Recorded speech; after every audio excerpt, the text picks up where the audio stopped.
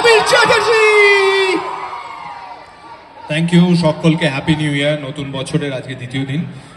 আমাদের গোটা টিম মানে শ্রী স্বপন কুমারের বাদামি হায়নার কবলে এবং হইচই স্টুডিওজের প্রত্যেকের তরফ থেকে এখানে আমার মিডিয়ার বন্ধু বান্ধব যারা আছেন এবং বাকি আমাদের দর্শকরা যারা আছেন, যারা ওপরে যেখানে যেখানে সকলে আছেন, সবাইকে নতুন বছরের অনেক শুভেচ্ছা, happy new year.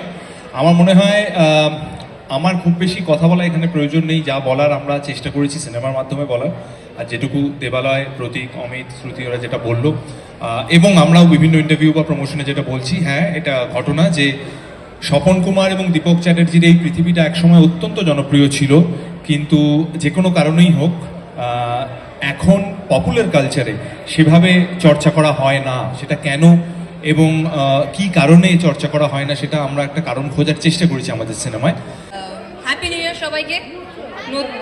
Thank you. নতুন বছর শুরু করছি আমরা নতুন ছবি দিয়ে, হইচই স্টুডিওজের প্রথম ছবি সিনেমা হলে। তাতে আমি একটা অদ্ভুত ছবিতে অদ্ভুত পার্ট করছি। ট্রেলার বেরোবে আজকে, আপনারা দেখে নেবেন কেমন লাগছে। I am very excited.